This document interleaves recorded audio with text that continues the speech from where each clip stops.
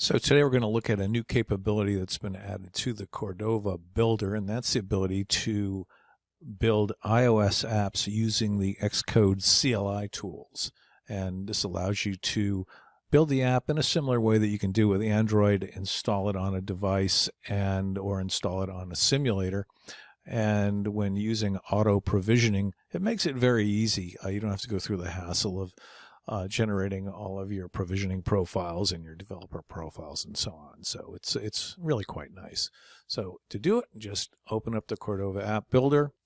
In this case, I'm going to go ahead and create a new project, and we'll call this thing Show Cars because that's the component I'm going to be working with. And we're going to do an iOS build. We're going to pick our initial component, which is my Show Cars component.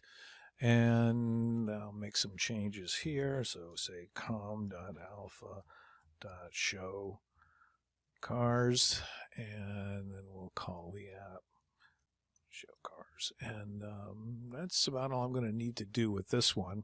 It's going to include the Alpha WK WebView engine by default because I'm using iOS.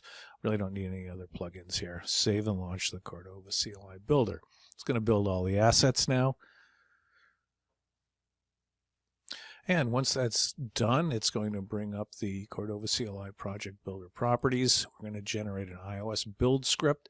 And previously, all you had was Xcode. So you would just generate a bash script that would build an Xcode project, and you would open that up in Xcode to build it and install it on a device or install it on a simulator, and you had to set up your provisioning profiles and so on like that. But now you can use the Xcode CLI tools, and you've got a number of new options that appear. So iOS build type, since we're doing development build, we'll do debug. If you're doing a release build, you could do that there. In this case, I want to install and run the app after the build. And what would you like to deploy it to? So if you have a comparable device that you can tie into your machine, you could install it on the device. I'm going to use a simulator here because I am running on an older Mac that is not compatible with my iPhone 13. So I have to install on a simulator here. So this older Mac does not support the current release of Xcode. So I've got an older operating system and an older version of Xcode that does support up to the iPhone 12. So I could still do my testing on that. So I'm going to do an iPhone 12 simulator. Code signing identity here, you can leave that as iPhone developer. It could really be anything you want. The development team, this comes from your developer.apple.com account, and it is the number that's right up in this corner here. So you just want to copy that number or write it down. You can copy and paste it if you want, but that's the number you're going to need, and that's what goes in here. And package type in this case we'll say is development. We'll go ahead and say build the app.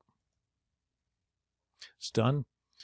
And now we can show the results of that. And of course, the results are all the packaged files, and now we've got a build.sh file. This is the bash script that you need to run on your Mac that will build the whole project. So these two files, you can, if you're on a Windows machine, you can just copy those files to a network drive or to the cloud or whatever you have to, but ultimately these are the files that you want to install on your Mac, and you'll be using terminal to run the bash script, and we'll get into that in just a second. Okay, so now I've switched over to my Mac, and we're looking at a directory where I have installed the files. So this is the Show Cars project here. What I'm going to do is right click here, and I'm going to open up a new terminal folder. You can navigate to this same directory in terminal. It's easy enough to do, but that's a nice little trick to know about. I'm going to go ahead and just close that out, and then we'll just do a quick listing here to see we've got the two files. And now to start the whole process off, we just type in bash build.sh. This will build the whole Cordova app on the Mac.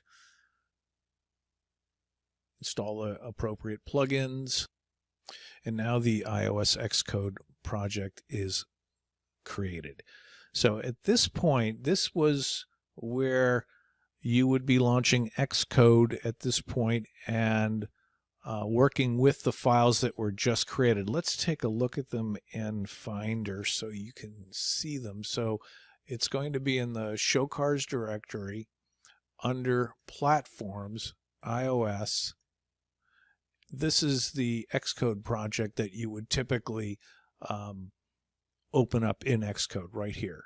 And then from there you would build the project and so on. But now using the CLI tools, we don't need to do that. So what we can do is it's telling us to press return to build, install, and run the app on the iPhone 12 simulator that we had requested, or Control-C to abort. So in this case, I'm going to just hit enter, and it's going to build and run the app. Now there's a long process that it goes through here in the creation of the app. Once the build is succeeded, it's going to deploy to the simulator. It's launching the simulator right now. And here it comes. The app is loaded, and there it is. So this is the Show Cars app that I was referring to. In this case, it's just a simple little app that shows some cool pictures of some cars that I like. It switches to different types. These are McLarens. These are Porsches. And then it goes back to Ferraris. So kind of a cool little test app. What we've shown you here today is using the new Xcode CLI tools in Alpha Anywhere to build a Xcode CLI app and install it on a simulator. Hope you enjoyed that.